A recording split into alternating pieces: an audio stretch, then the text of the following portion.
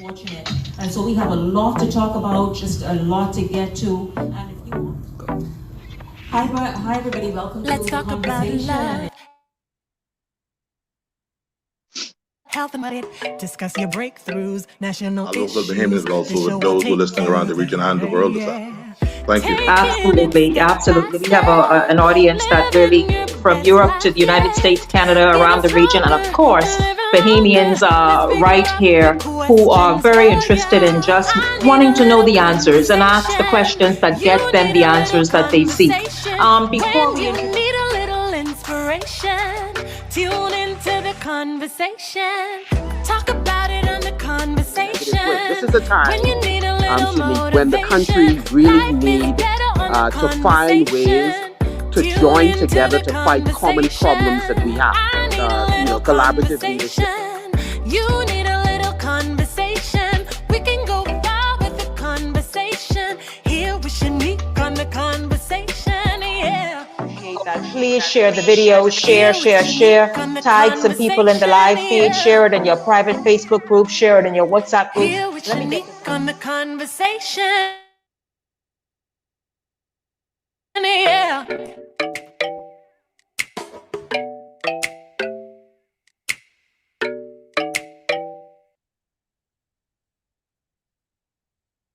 Hi, everybody. Good afternoon to all of you and welcome to the conversation. It's a hugely busy week, right? Just amazingly busy. So much is going on. We just going to jump right in. We apologize for the few minutes of being a little late, but we have a lot to get to. You all know, if you've been paying attention to the headlines, and who has not been, the Prime Minister is scheduled to deliver a national address on Wednesday at 8 p.m. That's Wednesday, 2 days from now. At 8 p.m., many people are already predicting that it will be a temporary lockdown to coincide with the holiday, the August Monday holiday that's coming. Of course, we await to hear what it is. But if you've already seen yesterday and last night, a number of new initiatives have been, more stringent initiatives have been announced and issued yesterday to help stem the flow and the increasing numbers of COVID-19. Right now, in case you don't know this, let me just lay a little foundation for you. Doctors Hospital, reportedly to very credible sources, Doctors Hospital has stopped taking COVID patients since the end of last week. That's what's happening with our healthcare system right now. They are inundated. Doctors Hospital. Princess Margaret Hospital, who hasn't seen the video? We all have seen it, right? And we know from weeks before then, Princess Margaret Hospital also put out something saying, listen, they are beyond capacity. They cannot take any more patients. I spoke with a doctor today who said, listen, please, Bahamians, stay healthy, stay safe, stay smart. We are going to talk to my special guest this first 30 minutes about what's happening in the United States. The United States medical system, of course, they have multiple hospitals in every state. Well, you now, if you are lucky and permitted in, you would have to go to another state further and beyond Florida to get medical attention. And that is up to that individual state. And that is because the United States, generally and primarily speaking, has now shut off its health care, number one, to the unvaccinated, and number two, to foreigners coming in seeking medical care in their borders or within their borders in their medical healthcare system. We're going to hear about that and hear exactly what they're doing exactly and kind of flesh it out and explain it some more. But just to let you all know what's going on, what is going on, I think overnight or from Saturday, perhaps Sunday, the numbers were 90 in the new numbers of cases, 90 in New Providence alone. Of course, Eleuthera, New Providence, that's North and Central Eleuthera, New Providence, and I'm not sure if it's one other island. The curfew hours are now back at 10 p.m. to 5 p.m. Just shortening the window a little bit. And who knows, again, what the Prime Minister is likely to say come Wednesday evening. And so guys, you have to stay tuned. I'll tell you what's happening as well. Wednesday, I have an interview with the president of the Doctors Union. She is going to talk about the toll this is taking on doctors. Doctors are screaming, basically, and saying it's how stressed they are how fatigued they are, how stretched they are, and then of course the resources and of course PMH. So guys, this is a lot. We implore everyone, listen, y'all. So I read a comment a few minutes ago say, well, people now need to realize this, joke. It has never been a joke. Guys, let us please be smart. Let us be smart with our families, with ourselves. Let us be healthy. I am thinking I need to start having, the health conversations I used to have, like eating and the right foods and all that stuff. I need to start doing that again. But I just want to say, this just to lay a foundation. This is what's happening, not only in the Bahamas, worldwide. A number of other countries are on lockdown or back into lockdown and very strict measures, curfew measures, etc. The United States, if you see from state to state what's going on, and they have the Delta variant, there's another one I heard about yesterday, and there's a whole number of other things going on. And so, guys, we have to, yes, we pray, we drink our bush medicine, we do all these other things, but we also have to be very smart. Welcome to the conversation today. It's good to have you all tuning in with us. I would like to start first with my special guest, Dr. Kevin Bethel. Dr. Bethel is going to discuss a number of things with us. He's giving us a few minutes, and I appreciate the few minutes because I know that you are now hugely busy, as you have been now for many months, quite a number of months, and I imagine even more so now, Dr. Bethel. And so welcome to the conversation. Good afternoon to you. Thank you, and thank you for having me back. Absolutely, my pleasure. Dr. Bethel, let's just jump right in. I told everyone about what's happening, what the United States position is now. Can you explain that to us about, because I heard this just yesterday from one of our medical professionals, that fact that, listen, Bahamians need to know that the US has said, stay home, not only to Bahamas, to anywhere, but stay home. Please explain that to us. Well, I certainly can't speak for even all the medical practices in the Bahamas, never mind the US. But no, I have heard the same reports. And I think that it's sort of inevitable that eventually in the United States that they would clamp down on all the countries in the region, sending their sickest, most problematic patients to them to deal with. We've been doing that for basically the past 18 months. When someone gets too sick for us to handle, we send them off to the US. And that serves a purpose. It keeps our numbers sort of artificially low, because when we report the number of hospitalized patients, I'm not sure if that number counts the people, Bahamians that are sick, that have been exported to the US, or they're only counting the hospitalized patients here in the Bahamas. My impression is that the numbers as they are reported for our statistics are Bahamians that are here in hospital.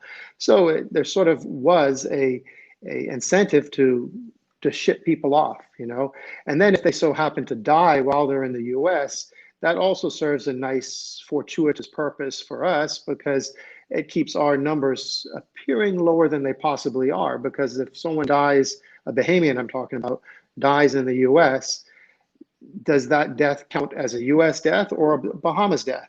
I don't know the answer to that, but I think that everyone can kind of realize there's a room to wiggle there. So I think that it's inevitable that countries are at this stage in the game, where we're more than 18 months into it. We've been told that we have to learn to manage this ourselves. All right. And management includes treatment. And I've been Mr. Treatment from day one. You have been Mr. Treatment, and I'm going to give you an opportunity to talk about that, because I want people to hear. And the medical professional I was speaking with yesterday in preparation for today's show was talking to me about something you have been pushing since day one. We'll get to that in a minute, but I also want to talk about what a doctor said to me today, that we have copied the US, for lack of a better word, because the US, once they've said, if you're fully vaccinated, you're good. You don't have to wear a mask, you move about, you can turn cartwheels all over the place and just go and have a ball. That was the wrong message, wasn't it? Yes. Well, we can start talking some science at this point, but let me just, before we get into that, the thing is that by declaring, quote unquote, that the pandemic is over for those that are vaccinated, is very dangerous, because we now know that especially the Delta and many of the newer variants of COVID are people who are vaccinated are getting sick from them and are transmitting it. Now, it may be very true. I'll be the first one to admit that the data is showing that those that are vaccinated are less likely to end up getting so sick that they're hospitalized and less likely to die than those that are not vaccinated. But those that are vaccinated are getting sick. And it's a false sense of security for those that are vaccinated, because those that are vaccinated, they let their guard down. They stop wearing their mask as much as possible. They don't wash their hands as much. They socialize more. They go, hey, I'm vaccinated. And in my opinion, equally important, they stop taking all of the health preventing supplements like vitamin D, quercetin, zinc, pycnogenol, N-acetylcysteine, the list goes on. So they stop taking these things because they feel I'm fine now, I'm vaccinated, so I don't need to take these things. They get sick, right? And that's not good because they get sick. And I'm not talking about people people vaccinated are getting sick. I mean, sick enough that they, even if they weren't prohibited from going to work, they're sick enough that they couldn't go to work. You see what I'm saying? I mean, they were actually sick. And I'm seeing a lot of that because I work outside of the hospital, more in the community. So my experience is less so from the hospital point of view. So I'm seeing a lot more people in the community who are vaccinated who are sick. Now, none of them have had to go to the hospital, granted, but then again, I give all of them treatment, and I give everyone in their contact train treatment, whether See, that they're is vaccinated or amazing. not, whether they're Doc, I vaccinated want to or not. ask you, and I want to ask you about that treatment. But before we get there, one other question about the vaccine. And I believe that there should be multiple campaigns going on at once. The program to vaccinate, the program to get us as a country healthy, because we understand that is also an issue. And then also Dr. Bethel, the program to educate people, because many people still have so many questions. And so I want to ask you, is it true that we mainly do the AstraZeneca here, or we do the AstraZeneca here? And so the thing about are you able to hear me? Yes, I can hear you. Can you hear me? Okay, good. Yes, I can. We do the AstraZeneca here. And so I understand that the first dose is no longer available right now. And they don't expect, and I know you do not speak for the Ministry of Health, you do not. No. But the first dose, we're just talking, the first dose is no longer available in right now in the Bahamas. Well, I'm not sure what that means, that the first dose is not available. I mean, that means that they don't have enough of a supply. So all of this talk that everybody must get vaccinated, well, if we don't even have the supply to vaccinate everybody, they're potentially, let's just say in theory, that every single Bahamian rushed down to register now to get vaccinated, and then they can't get the vaccine. I mean, that's also creating a different form of anxiety and hysteria and stuff. So I'm not sure what that means, that they don't have any more first doses. So I'm guessing that what they're saying is that there's a lot of people out there who had the first dose that haven't yet come in for their second dose. And they're holding those second doses for those people, and they don't have any more. They don't have any more to reinitiate until they get maybe another shipment. So if that assumption is correct, which I believe is a likely assumption from what they've told us, then what can we do with that information? Well, so there are a lot of people that haven't gotten their second vaccination, but there's a time delay of 10 to 12 weeks between the first and the second dose. So they have to hold those doses for quite a while.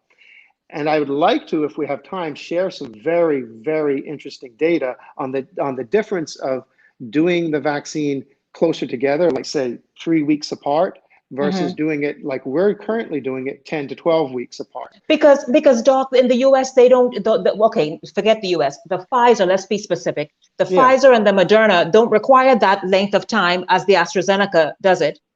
No, in the US and in Israel, they're doing it the way that they originally, how should I say, did it in the original clinical trial, which is they did the first dose and then 3 weeks later did the second dose. So why are we waiting so long, or why is the AstraZeneca protocol so long? Well, the AstraZeneca started off that way also, but they sort of split their clinical trials between different countries and gave different countries slightly different protocols to try. Different doses, half dose, if you remember, and stretching it out, doing it 3 weeks versus 12 weeks. And they found that the data doing it at the 12-week stretch out was way superior than doing it close together, the 3-week protocol, which is where they started at. So that was, and as a matter of fact, I think I reported that data here on your show as well as other shows way back in, last year, about this time last year, last August or so, when they were just getting ready to sort of start ramping up the distribution of the various vaccines, well ahead of when we actually got it here in the Bahamas. But nonetheless, as they were getting ready to distribute them, the data was beginning to come out and was showing that even at that time. So we now have been following this. So here's the summary. In Israel and in the US, where they're doing the 3-week protocol, first dose and then 3 weeks later the second dose, versus the United Kingdom, where they do it first dose and then 10 to 12 weeks later, second dose, for pretty much all vaccines, Pfizer, Moderna, AstraZeneca, all included, done that way. Okay. The very important thing to take home from this is that the data coming out of Israel and the United States is that those people who are getting that 3-week protocol like they're getting, they are the ones that are very quickly losing protection. When they first get that vaccine, yes, they have good protection. Some were approaching 90%. And that was the original data was done before the new variants, then add in the new variants. But even taking out the issue of the new variants, the protection wanes down. And those people, for example, that were vaccinated in January in both countries, US and Israel, their protection is only, get this, only 16% at this point. So 16, right. So it's almost useless. So this is why you see a cry in Israel and the United States, oh, we need to have a third dose. You don't hear that cry happening from the UK and other countries. I wondered about what that was with the call for an additional something. See, now you have to look at where is it coming from and why is one country doing it. So in the UK, on the other hand, okay, the UK, on the other hand, comparable data, all right, where they did, like I said, they get their first dose and their second dose 10 to 12 weeks spread apart. The difference is dramatic. The difference is 88% affection, 88% protection. If they had the vaccine in January, right? And now, so in other words, the protection is much more durable and long lasting if they're doing the protocol the way that we are doing it. So now when you ask the question, why are we doing it this way and not doing it the way the US is and rushing things, because I think that's what's happened over there. They rushed it in several ways. Credit to our health authorities. They did look at the data and they said, this is the more prudent way to go. But there's a lag time because it takes a longer, slower process. So then what we have to start looking at is data. How much protection do people get with one dose? All right. And that's interesting. There's some evidence that oddly enough, those people, if you're comparing those that got one dose versus those that got 2 doses versus those that had previous infection and had no vaccine and those that had previous infection plus 1 dose of the vaccine, you say, out of those 4 groups, which did the worst? Well, the worst is those that had no previous infection and had 1 dose of vaccine. It seemed to actually make them worse off than those people who've had nothing, no vaccine, no previous infection. That's strange, but that's what some of the data is showing. The group that did the best is those that had previous infection and got 1 single dose. If they went and got a second dose after having a previous infection and they got the second dose, their immune system is then pushed back down. So there's a lot of paradoxical stuff happening because our immune system is delicate. And if we're stressing it too much by sticking stuff in there and stimulating it like crazy with all these quote unquote vaccines, we can actually do more harm. So we have to find the right balance. And this is why it's so important for our disease surveillance to keep data on vaccine reactions. Well, this is so important, Dr. Bethel. If we're not operating with actual real data and they're just saying, we don't want to know, we're not allowing you to even report any reinfection after having vaccine. We're not allowing you to report any adverse events. How are we supposed to operate on we could only extrapolate from data from other countries because we're not keeping our own data. Dr. We're Bethel, being listen, denied. We're being denied that right as beings. yes. And When we I don't come think it's back fair. after this, I don't think it's no, fair. no, it isn't fair. This is serious, and Bahamians are now paying attention. Well, Listen.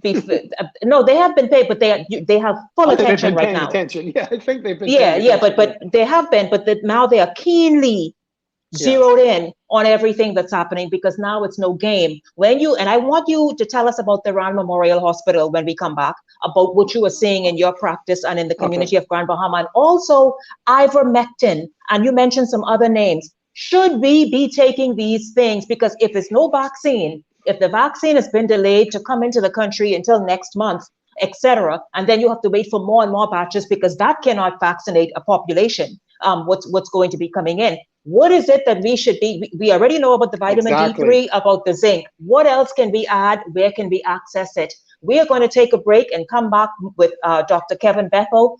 He is somebody who's been a proponent of, listen, we can beat this stuff through education and through other means or additional means. And he's been screaming from the mountaintop since last year, 18 months ago. We're going to continue our conversation with him here on The Conversation right after this break.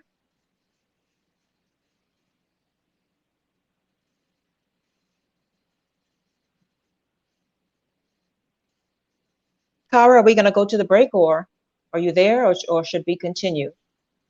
Are you there rather? Well, Dr. Bethel, let's go. I'm not sure where let's just go. What is the situation with the Rand Memorial Hospital in Grand Bahama? Well, I don't work at the Rand, and I don't know exactly, but I do talk with some of the doctors that do work at the Rand, and it's reliable. I mean, it's not even, hidden information. They're overrun. We're overrun at the hospital. We don't have much of a hospital since Hurricane Dorian. That's not new news to anybody. So they're at capacity. They have the hospital spread out over several different facilities, within downtown Freeport, and they try to divide the patients up and keep the COVID patients away from the regular patients, et cetera, et cetera. But obviously that stretches the staff to their limits, because it's so hard. I mean, every minute that you waste in not doing direct patient care just because you have to, drive over to another facility is minutes, golden minutes lost in someone's life. You know what I'm saying? So we're stretched to the limit. It's definitely true. And it's not going to get any better unless we initiate treatment. Well, before we get to treatment, Dr. Bethel, why are so many doctors? And we saw the headlines today. The nurses say, hold up, excuse me. Y'all are not going to mandate and force us to take the vaccine. Now, mind you, this force, for lack of a better word, is it's a global push. The headlines, NBC was reporting earlier today about the fact that there are, I think 50 plus groups who are saying, listen, every healthcare professional must be vaccinated. Why are so many healthcare professionals saying no? Well, for one thing, most of us, if we've been working with COVID, have already had COVID and are already immune. And we can test that immunity with an immunity test, an IgG test, and an innate immunity test. Both, either one should be sufficient. So if the initiative is to get as many people immune to COVID, or even if the immunity is only partial, I mean, whatever, even if it's only 50% from the vaccine or whatever, even whatever that protection is, and our goal is to get everybody to have some immune protection, what difference does it make whether they get it from surviving the infection and they're naturally immune? Why should we waste a dose of vaccine on people that are already immune? It makes no sense whatsoever. So the mandate that everybody blanket must get vaccinated has some logical and philosophical errors right from the start, because there's no one situation that cures everything, right? So if people are already immune, and like I said, most people that are working in the health profession have already survived COVID. They've already had it. They've been around it for the past 18 months. So, Yes, there's this concern. There's the new variant and they might catch it again. Yes, granted, but the previous infection from COVID will give them, let's just use a ballpark number, 50% protection, whether that protection is coming from the fact that they've had the vaccine or the fact that they've had previous infection. But my point is there should be a registry that counts people as being immune. So, they're a survivor of COVID and they've had a test that shows they have antibodies. Okay, great. All right, so you don't need the vaccine, at least not in this first round, right? I mean, maybe next year when they come up with the boosters and stuff, for the Zeta variant or whatever they're on at that point, because we're already on Lambda and stuff now. So I heard about the Lambda. Yeah, exactly. So yes, we understand that down the road, we may not want to lose time off from work, et cetera, from catching this nuisance thing. It may not kill us at that point because we're already partially immune. But my point is that why are we wasting time trying to, quote unquote, force people to get the vaccine that don't need it? The issue of not wanting it is yet another valid point, but I'm not going to talk it to that point here right now. Doc, I want to ask you something. Science here. Yeah, I want to ask you something before we get to those names that you mentioned for us to know about. The nasal sort of vaccine, it's some spray or something that people are asking about. Even Bahamians are asking, well, why can't we get that one, the one that you spray up your nose or something and it provides the same protection? What is that exactly? Well, yes, definitely. I mean, it's just recently out. I don't think, unless I missed it, I don't think it's actually achieved FDA approval yet. And if I remember correctly, they're not going for the emergency use approval that the other vaccines are currently operating under. They're going for straight approval. So it may be that they end up being the first approved vaccine. And technically, that nasal spray one is actually as close to a true vaccine, whereas the ones that are currently out are really gene therapies. And I've gone over that before on previous shows, so I'm not going to go over the science of that. But and I think most of the audience is well aware that what we're calling vaccines currently are actually gene therapies. Yes. So yes, there is a true vaccine that is in the pipeline and available. There's also a vaccine that's a true vaccine that's available from our neighbor in Cuba. And Cuba is looking for help. They're looking for revenue sources to try and feed their people. You see the huge social unrest. You see that? Right. And anyway, that's politics. But why, they have something to offer us and we have something that we can offer them.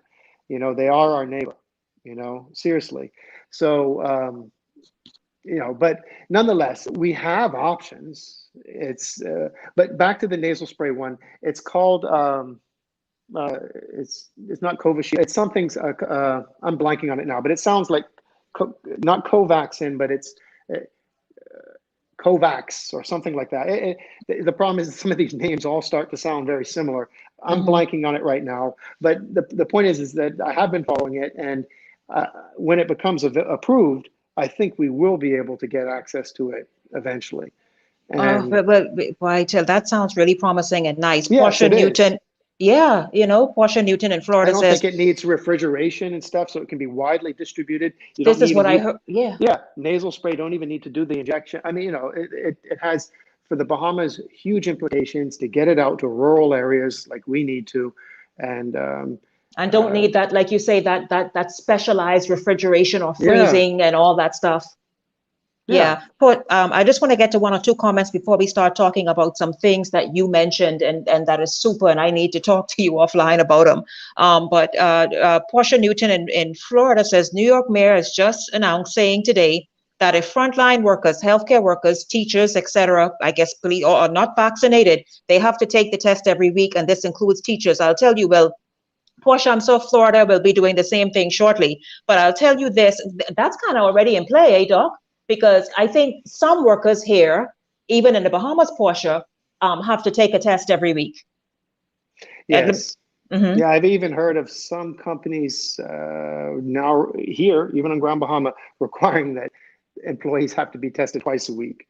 So, yeah, I mean, and again, a lot of those people are already COVID survivors. They're already immune. Why aren't we recognizing those people that are already immune? You see, this is the problem. We're wasting because the resources, world is just wasting- one track. I feel they're not paying it, like you saying. If they had several things working at once, then we can come up with an answer. They are just one track, and that is vaccine. Right, because unfortunately, somehow medicine has been taken over by politics and politicians instead of being left in the hands of, hey, doctors, maybe. I mean, it's just. I don't think that that's a good idea to let politicians make medical decisions, No, sir. especially personal medical decisions. Now, one can try to argue that, oh, well, those politicians are getting advised by some of the top doctors in the world. Yeah, but then you look at the background of some of those top doctors in the world, and you realize that most of them haven't seen a patient and haven't actually practiced medicine. They've been in sort of research and the policy-making political arena their whole adult career since they graduated medical school.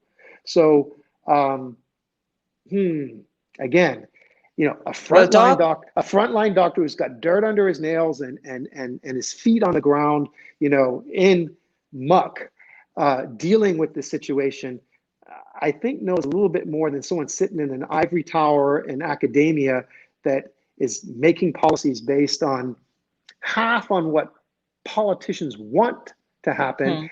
Well, I should say 1/3 on that. The other third based on what the makers of certain drugs and vaccines want to happen, and maybe just a little bit of actually listening to real doctors who are actually treating patients are saying. No, sir. No, sir. Yeah, Listen, we're gonna take a break. No, I'm being facetious when I say no, sir. Yeah. But I'll tell you this, Vanessa. Please keep your fingers crossed, and let's pray, because Vanessa says we hope that we're not censored with you, Dr. Bethel, using that I word, the I word that we can talk about when we come back. Kara, are you there? Are we ready for a break now? Is Kara there? Let me know. If not, I'll just continue moving. Okay, good.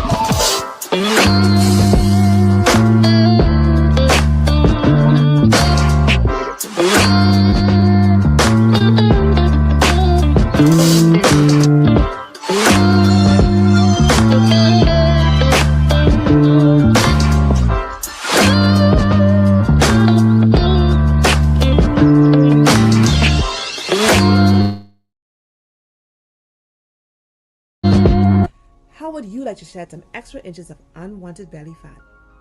Did you know that there are alternatives to surgery to get rid of unwanted fat? Let Therapy Natural Health Spa help you reduce fat without surgery. Therapy Natural Health Spa employs a series of methods in a customized plan to suit your fat loss goals. Target those stubborn and challenging areas on the body with our cavitation body shaper that uses heating lasers to break up and melt fat as you drink water and exercise, that your lymphatic system and liver work together to help eliminate fat. Let Therapy Natural Health Spa help you get the results you've been waiting for. Call us for a free consultation and let Therapy Natural Health Spa work out a plan for you. Check us out on Instagram or Facebook. Our numbers are 393-1126 or 806-1132. Maybe it's for the thrill, scenery, or maybe you do it for the speed, or maybe it's for the baby. It might just be for the next stop, or even for the beautiful moments. Whatever your reason for driving, we'll be there to keep you going. Atura Auto, servicing your vehicle at a price that keeps your pockets happy. Call us today.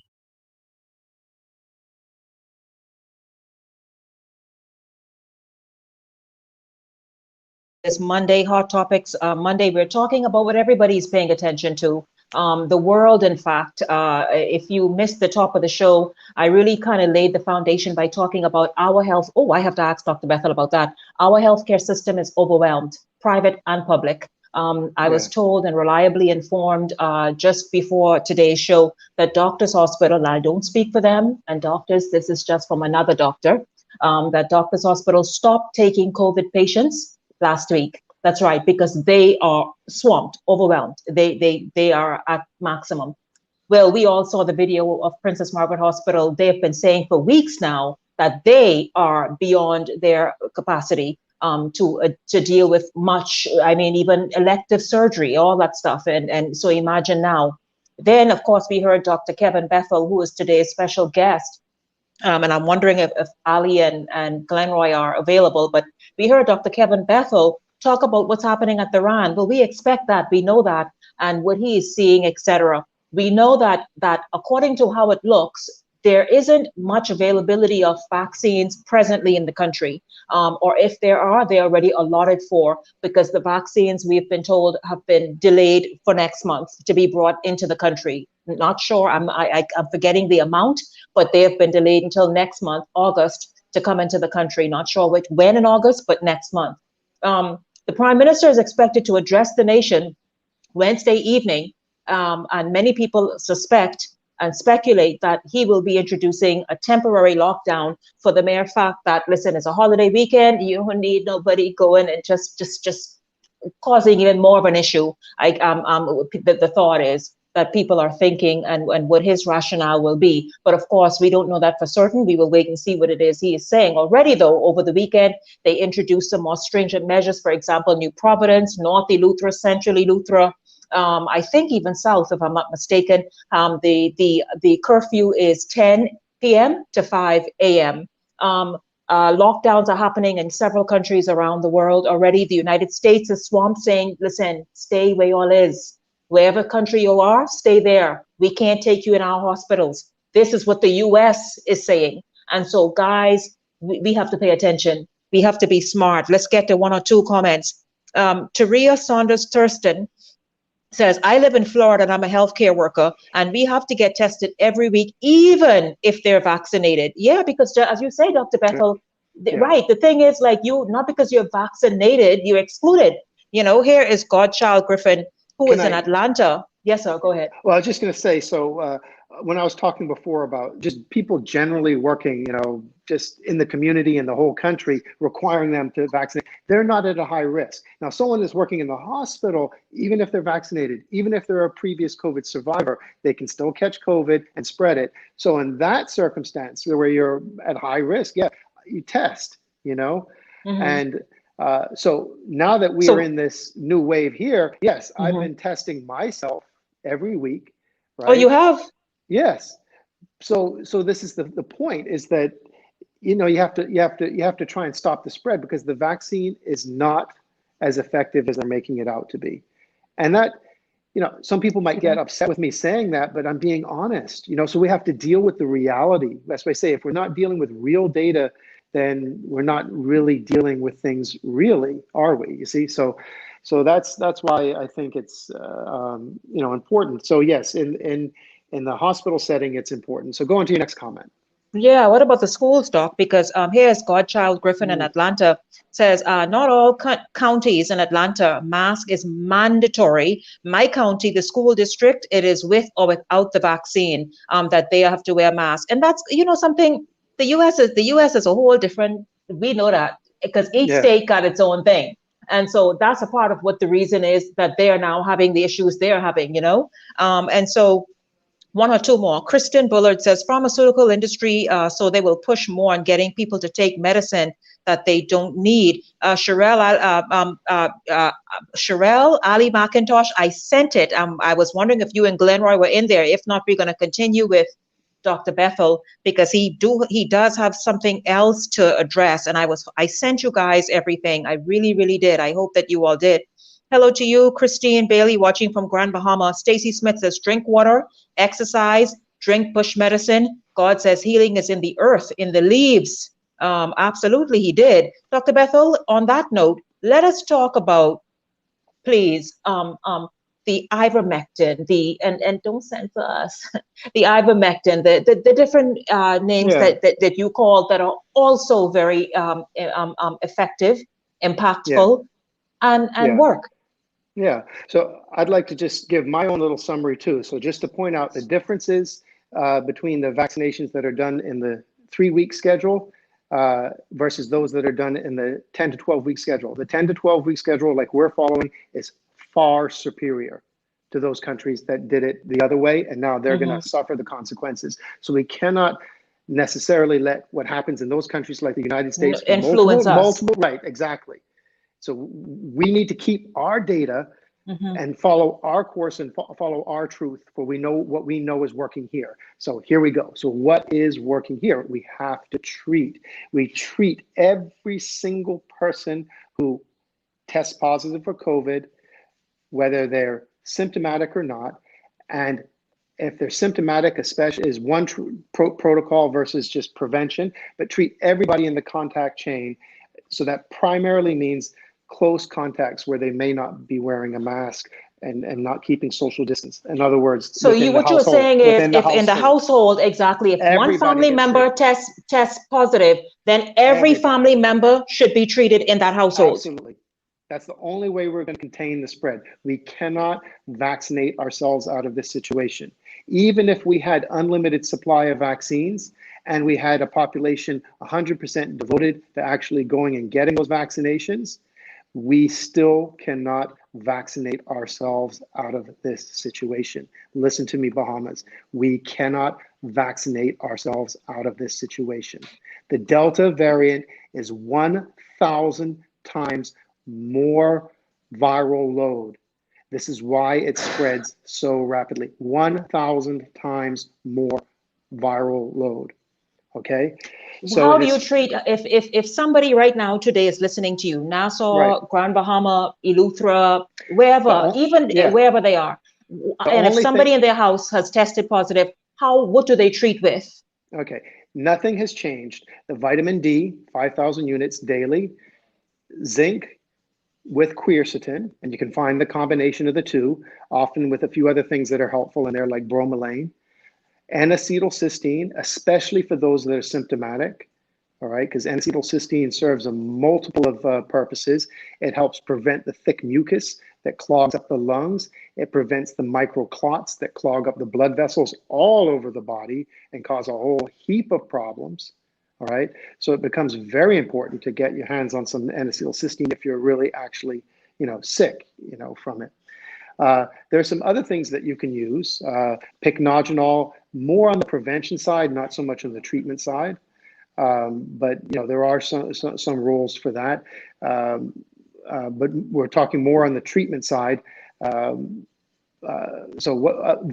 B1, all right, melatonin, oddly enough, simple melatonin. Melatonin's job, it's produced in our pineal gland while we sleep, and it signals the body to go into repair mode. Right? So when we're sick and we're trying to fight a deadly virus, we need our body to be in optimum repair mode. So melatonin, simple melatonin, so lots of studies have been done on that, so there's this, MAP Plus protocol. There's other things that we can add, but those are things that are readily available at every pharmacy. I want to tell you something. I want to ask you something. Now, the ivermectin is prescription. No. We'll get. That's good. I want you to talk about, number one, what it is, how effective it is, and all that. But I understand coffee, drinking coffee, green tea. So also, guys, you heard that? Coffee, green tea. What they do, and Doc, you can jump right in, is they boost the immune system, I understand. Who knew? Yeah. Well, but you have, part of it is also thinking about what's the alternative. All right, if we have to hydrate our bodies with something, so good, clean water is good, but when you're drinking teas, you're getting a lot of other micronutrients and macronutrients, phytonutrients that are beneficial for the body. But if you're not drinking coffee or tea, what are you drinking? Beer, rum, Coca-Cola. Those things are definitely not good for you when you're trying to fight off a deadly illness. So half of the benefit of drinking coffee or tea is the fact that you're not drinking things that you shouldn't be drinking, especially when you're sick. That's half the benefit. The other half is that those things have actual things in there that are good for you. So it's a little bit of both is what I'm saying. You see, I'm not going to be naive enough to say that there's some sort of miracle thing that's in there that's a cure-all. No. Half of it is just staying away from the bad stuff and replacing it with the good stuff. Right. So we don't want to lose time to talk about ivermectin because we've kept everyone on the edge of the seat with that one. Go right ahead. Yeah. So ivermectin. So that's the only thing that I would add, because the Delta variant it has a viral load 1,000 plus times more than the other variants of COVID or SARS-CoV-2, which is the virus. We have to keep the viral load down. All right. So ivermectin has 5 mechanisms that inhibit the virus from replicating and spreading. So it is the perfect medicine designed for what we need to do right now. It is perfectly safe. The only side effect that someone will have from ivermectin is maybe, especially if they have a little parasite already in their system, they might get a little single episode of diarrhea after they take it. So the protocol for ivermectin in the family is 1 single dose a week. So, and I would say at a minimum for the 2 weeks that you're in, isolation. So let's just say someone in the house is sick with COVID and everyone is told that they have to go in isolation. Okay. So that sick person I'll tell you what the treatment is in a second, but everyone else in the house quite simply needs an immediate dose of ivermectin plus the vitamin D and the quercetin and zinc, and maybe a few other things if they can get a hold of them. And then they take another dose a week later, and then another dose a week later. So that actually 3 doses covers 2 weeks, because you do one now, one a week later, and one a week after that. So at a minimum. Now, if they're going to be ongoing exposures, maybe someone else in the house gets reinfected another month after that, you might have to repeat the process. But at a bare minimum, how many people are in the house? 4 people. Okay, 4 other than the sick person. So 12 doses, three pills each person. They take it once a week starting today. Now, the person that's actually sick, it's a little different. They need a little bit more because we want to stop them from shedding that virus all over the place. So they take a dose. Now they take a dose a day for 4 days. Now, some doctors will advocate, we'll do a double dose the first day. That's perfectly fine. I'm trying to keep things simple. All right. Some doctors will say, oh, well, the protocol in such and such place says where you do 2 doses now, skip a day, and then two doses the day after. Well, what does that equal over the course of 4 days? It still equals 4 doses, 2 today, skip a day. Yeah, see, so whether you do it 1 a day for 4 days or 2 doses today, skip tomorrow, and then 2 doses the next day, what difference does it make, really? Because it's sort of cost averaging. And why confuse people, right? Just keep it simple. 1 pill a day for 4 days. Now, if people are really, really sick, I say 1 pill a day of ivermectin until they turn the corner, till they come off the oxygen, till they can breathe better, et cetera. When you've turned the corner from an illness. Everyone does. They know it. They feel it. They may not be 100%, but they know that they're on the mend. So then after you've turned the corner or you've done your initial 4 days, then I would still tell people to do 1 pill as a follow-up a week later, and 1 pill a follow-up the week after that. Because at that point, we're trying to prevent long haulers, and there are studies that show that ivermectin is effective in preventing and treating long haulers.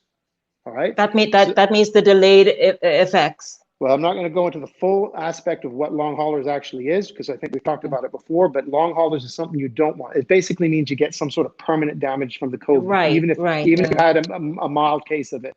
So follow up with it. And then there's also this possibility, some people seem to sort of, they don't quite get over it, and they get a bounce back, a week later and get another resurgence of it. So just take another dose a week. Hey, err on the, we're dealing with a national emergency now. It's a national emergency. That's what I say. This ain't no time to play. It's a safe medicine. It's dirt cheap. It's super available. Let's get to work, Bahamas. Let's just deal with this, right? So what about if someone in the house is pregnant? Can they also is it safe for them to take ivermectin? The current recommendation is no. I mean, there aren't any studies that show that it has adverse effects in the 2nd and 3rd trimester. The 1st trimester, that first 12 weeks is very sensitive, obviously, for fetus development. But we do give ivermectin to babies, right? So it's not like it's harmful. We give it to children. So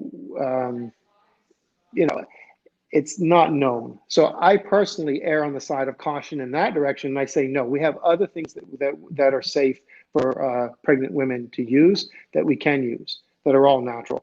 So unless they're in a life-threatening situation, in that situation I would. But again, I don't really deal with hospitalized patients. And you'd say, well, why is that, Dr. Bethel? Well, guess what? I've treated hundreds of people with COVID, and none have needed to go to the hospital. Wow. So now there may be someone out there and go, oh, I know somebody that was a patient of Dr. Bethel's that went to the hospital, but they didn't come to me for treatment. That doesn't mean out of the thousands of people, someone I saw 10 years ago that didn't come to me for COVID treatment ended up in the hospital with COVID. Well, that's a whole different ballpark. They did not get treatment from me. If they got treatment from me, they stay out of the hospital. That's the simple fact. I stand on that fact because I have the statistics to show it. You know, ask the people in the hospital, how many patients of Dr. Bethel's do we see in the hospital? Now, again, some haters will say, oh yeah, we saw a patient of Dr. Bethel's. Ask them, when was the last time they actually saw me? Oh, 5 years ago. Okay. And did Dr. Bethel treat you for COVID? Oh, no, I ain't seen him in 5 years. Okay, well then don't count him as a patient that failed treatment from me, because that ain't the case. You see what I'm saying? Yeah, so anyway. Dr. Bethel, here's a question from Harbor Island. Does a small child take the entire pill? No, the dosing is different. Your doctor will have to guide you on that. But basically, yeah, no, 3 milligrams for a child that's 5 to 10 years old. Most children above 10 years old are big enough to take the full 6 milligram. It's dosed by weight, and the tablet can be broken in half. It's not hard to dose ivermectin. And there's a huge, how should I say, a wiggle room. You know, it's certainly not like they're going to overdose if they do take a whole one. Not, but it's such a small dose. Especially in the prevention, you're talking once a week, so it's not, so it's just being responsible and not trying to be your own doctor and say if a little bit is good, a lot more will be a lot better. No, that's not true for any medicine. I mean, I don't care whether it's diabetes, hypertension. You can't say, oh well, a little bit's good, so I'll just triple up my dose. No, I mean that doesn't work like that. Here some more comments. Treese, I hope I got that correct. McCarty says the CDC says even if you're vaccinated, you have to wear a mask. And see, Treese, that is why every country has to kind of obey its own rules, because they were back and forth with that. Oh, you're vaccinated, no more mask. And even me, the novice, said, wait a minute, why? That's still out there. What do you mean you don't have to wear a mask? I just immediately felt that, Dr. Bethel, like that was my thought. Like, what do you mean you don't have to wear a mask? Yes, you do. Fine if you're vaccinated, but you have to wear a mask. Until by God's grace we are beyond this point. No one likes it. No one likes it, but it's like a seatbelt in the car. I mean, it's for your own protection and the protection of your loved ones. I mean, you might not care about your own life, but when you get into a car, if you don't wear your seatbelt and you get into a car accident and you end up a quadriplegic, I think your family's going to care that you're no longer able to provide for them. You're no longer able to feed them. You know what I'm saying? So if you don't care about yourself, at least do it for them. I agree. Brian McCarty. Brian McCarty says, Dr. Bethel, thank you for coming on the show today. Teresa Dean says, what it is the ivermectin, Teresa Dean, the ivermectin. Princess Osman, thank you, Dr. Bethel, for saving years, she's saying. Also, I saw a comment, somebody says that, yes, Sylvia Therese Carey says Dr. Bethel treated her for COVID and she's doing great. She's doing great. I don't know, Rosemary, Dr. Bethel, here's this question. Can ivermectin be taken for prevention? Yes, well, that's what we covered. So I know, I thought you said, for prevention, I'm talking about just, in limited resources, you got in the contact chain. But what if you're in a high risk situation, like your hospital workers? Well, this is where the data and the protocol came from. They did studies in Argentina and India and different places and Peru and Mexico, where they said, okay, here's people that are hospital workers and these studies were done before the vaccine was available, because now it's kind of hard to find groups like this. They took half of the people that were daily exposed to COVID got ivermectin, 1 pill a week, just as a prevention. The other got sugar pill, placebo. And generally speaking, grouping all these studies together, those that got sugar pill that didn't take the ivermectin, they got sick at a rate that was obviously much higher than the average public. I mean, 60+% of the people got COVID within the short month-long time frame of the study. Whereas those that were on the ivermectin, like 0 people got COVID. So in a way, the ivermectin is more effective than the vaccine, right? Mm-hmm. If you want to use it like that.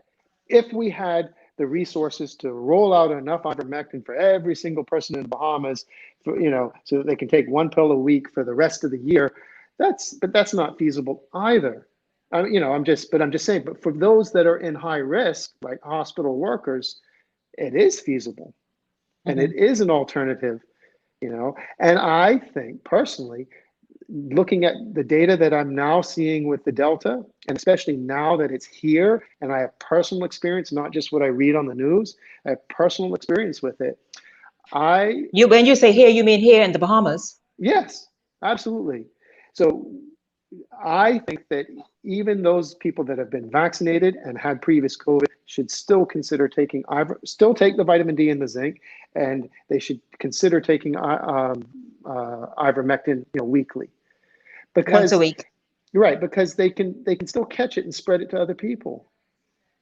So I, as a doctor, why would I want to risk trying to deal with a patient with COVID and then leaving that room, even though I wash and all that stuff, wearing a mask and all that protective gear, but and then going into another room and seeing another patient, and I got to do everything I can to stop the spread. So I personally think that ivermectin is way more important than the vaccine, especially at this point.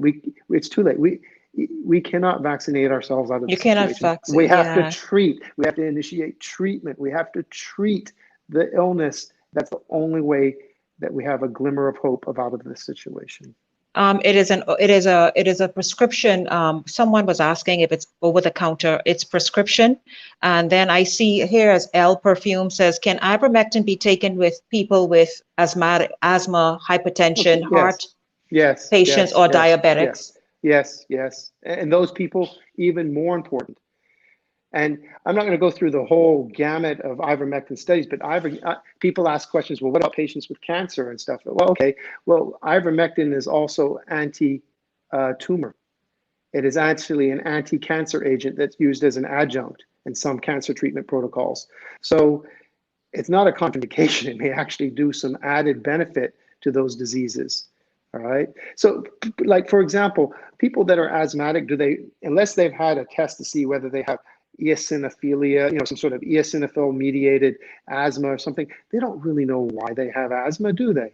They just know that they have it, and these medicines that relieve the symptoms give them a few hours relief, and then they have to puff again and all that sort of stuff. But why did they get asthma, in the first place? I mean, for all we know, they have some sort of chronic viral infection, some sort of chronic parasite infection in there, and maybe for all we know, the ivermectin may actually fix their asthma. There are reports of that. I've seen patients that after taking the ivermectin have said, my asthma is better. Okay, well, obviously something that was causing your asthma is being benefited from the ivermectin. The same thing with vitamin D. Same thing with vitamin D. Vitamin D also has been shown to improve asthma symptoms. And well, you told us about, from last year, you told us about the importance of vitamin D, such an overlooked vitamin. That now everybody, I think, looks at it totally differently. Here is a question, Dr. Bethel. Nova Bethel says, can you ask him about pruning? I hope I pronounced that correctly, and you know what it is. It has helped. She is saying it's helped her a lot. He or she is saying it's helped her a lot, and can it help others? Pruning. Did I say that correctly? Do you know it? Proning? No, I don't know. Nova, type that again. If find the correct. Is it a medicine? Is it a herb? That's what I'm wondering. Explain what it is, please. And quickly type it so we can get that question in. Oh, I know what she means. She means proning, when they have to have the patients lay on their stomach so that they can breathe easier. They call that proning, laying pronate. Yes. Okay. Yes. If you're unfortunately sick enough to end up needing oxygen stuff. Yeah, laying on your stomach does help to keep the fluid from accumulating in your lungs, and it does help. So that can be a number of ways. You can, lay on your stomach on the bed, but you can also, like I'm at a table right now, I can lean forward and I can lay on the table like this, and that's in a prone position also. And I'm also what we call tripoding. So so my respiratory muscles don't get tired. I'm actually bracing them with my shoulders so that as I breathe in, because when you're really struggling for air, you get your muscles that breathe get tired. So people naturally, what they call tripod, they'll sit like this to help them breathe. You see, athletes do it after they run the race. Yes, they do. They do. Right. See, so you can do the same thing. So you can sort of lay semi-pronate and prop yourself up on a pillow or a bed or a table or something, and yes, it can help. It can help you. Yes. It's not going to help prevent the COVID. No. This is for the actual treatment of someone who's very severely sick with COVID, already in that second phase of immune dysregulation, where they get the lung fluid. Is a question I saw. Does Marie Cunningham, do any of these have steroids? Any of that you mentioned? No. So here's another thing. All right, really quickly with this, I see too often patients being given steroids the moment they get diagnosed with COVID. That is the wrong time to use steroids. Suppress the immune system. So in someone who's in the first phase, that first week of symptoms, you do not want to suppress your immune system. You're asking people to then go into immune dysregulation. But if someone has already gone through that first week and they don't recover and they go into what's immune dysregulation, when they start to get the oxygen saturation, the fluid in the lungs, the tightness in the chest and all that, at that point they need steroids. Budesonide is the preferred one, but others have been shown to be helpful. So that's more of a hospitalized treatment, or definitely under the supervision care of a physician. But it's for people that are quote unquote late stage COVID, not early stage. If you take it too early, it actually is to your detriment.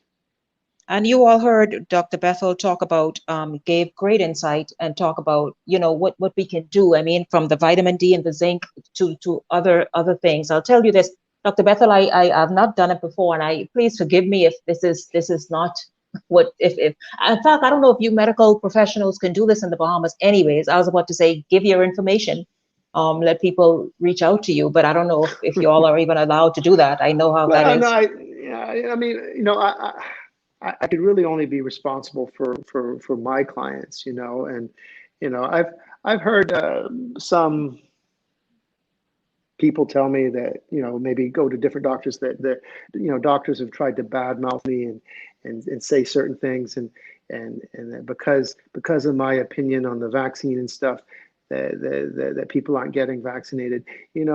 Finding scapegoats is not the right thing. It's your job as a physician to educate your patients. It's not my job to educate your patients. I can only be responsible for the people. I mean, I do my part, obviously, doing radio shows and stuff like this, but really my job is for the people that I care for on a daily basis, the people that are sitting in front of me. So that's all I'm responsible for. I mean, and I'm certainly happy to share information in a public forum like this, but to try and make their faults and their excuses blamed on me. No, I mean, if you knew the science, you would be able to explain these things. I mean, tell people what's in the vaccine, in great detail, so that they can understand, what it is and how it works, and explain to them the risks, because there are risks. Yes. There are definitely risks. You need to explain, and you need to know how to mitigate those risks. Yes. Right. Yes. So I am far from being anti-vax. I'm pro-safety. Yes. Yes, Dr. Bethel, your thoughts on the video that we saw. I mean, you would know firsthand what the issue is at PMH, but that video that went viral over the weekend, I guess it just drives home. Yeah, it's very disheartening. Yeah, I mean, we have sort of videos like that of Grand Bahama, but it's sort of predictable. I mean, we don't have the hospital facility, so there are going to be times when there is overrun and the rainstorm comes. I'm hoping that was really just an unfortunate situation. people got caught in a, on the porch or the veranda, because we have to keep the social distancing and stuff, so we can't throw the baby out with the bathwater. We're all trying to do our best to handle the situation, and but at the same time, we have to acknowledge the reality of the situation. So it's not a matter of trying to ignore it, and neither is it an issue of trying to really tear down the system and throw the baby out with the bathwater. Right. We truly have to really sensibly look at. We have to make what we have work. We have to make what we have. And a part of making it work truly, as you were saying, is prevention and taking steps along. Treatment, and treatment, because we can't vaccinate all of us. We have to like treat. that. We have to treat. We have to treat. 18 months into this, the treatment is very clear. What we Dr. Bethel, I give you an opportunity for a wrap-up comment, sir. Oh, well, I think that's just it. I'm Mr. Treatment. I've been from day one. From day one, I've said we already have available treatment for this virus before it even arrived on the Bahamian shores officially. I was already out on the news media and stuff saying we have treatment. So, and the treatment has evolved. Of course it has. We've perfected it and fine-tuned it. We've added things. We've taken things away when we found something better. But we've always had treatment, effective treatment. The problem is it has not been deployed. And that is pure politics. It's not out of my realm. Like I said, I can only advise the people that are actually sitting in front of me, and that's all I can be responsible for. Dr. Kevin Bethel out of Freeport, Grand Bahama, thank you very much. It was supposed to be 15, 20 minutes and it turned into the entire show, but it was necessary. It's always like that, huh? Yeah, I know, right? It was necessary, and we are grateful that you were able to spare this time and give us this time, sir. For that, of course, we will all be paying close attention to what the Prime Minister says on Wednesday evening. On Wednesday day, I have an interview with the president of the Bahamas Doctors Union, Dr. Pinder Butler. If that changes, of course, I'll let you know. But I have an interview with her to talk about how all of this is the toll it's taking on doctors, just the mental, emotional strain, and perhaps even physical strain, because they're on the front line. And so we are certainly going to hear from her more about that, and also just sort of the resources, everything that's available. And so we'll talk about that on Wednesday as well. And of course, pay attention to what the Prime Minister has to say Wednesday evening. I thank you all very, very much. Of course, we will perhaps have a hot topics for 30 minutes following the Prime Minister's address. And so if we had a hot topics plan today, but that didn't quite work out. This worked out, and so that's wonderful. But Dr. Kevin Bethel, thank you once again, sir. Social media audience, thank you once again. If you haven't shared the live stream, please do so. Share the live stream, push it out there. And we will, of course, see you on the next live here on The Conversation. Cara, thank you. And everybody, thank you so much. Thank you for commenting. I got to as many comments as possible. And thank you all very, very much. Thank you very much, Sherelle Ali McIntosh. We will see what we can do Wednesday evening after the Prime Minister's speech. And of course, you, Glenroy Pratt, as well. Thank you all so much. Everybody have a great evening. God bless. See you on the next live. Thank you. Thank you.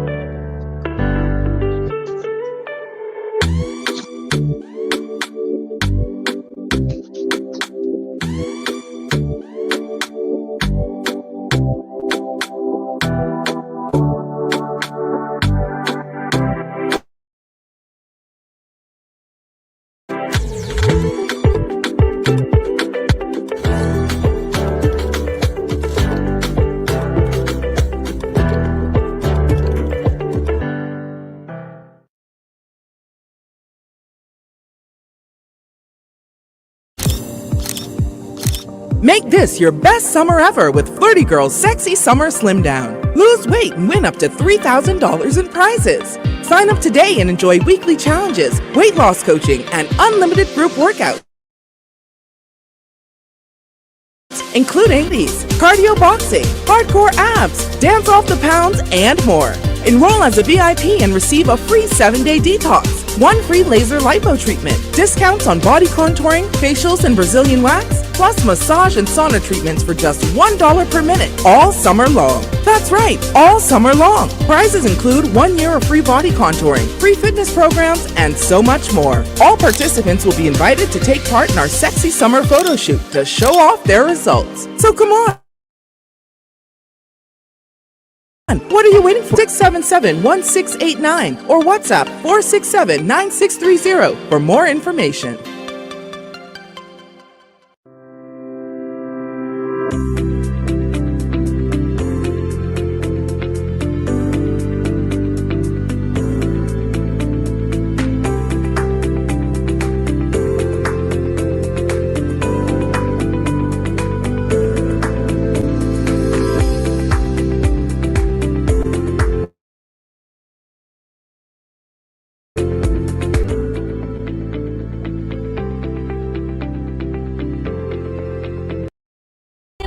Conversation.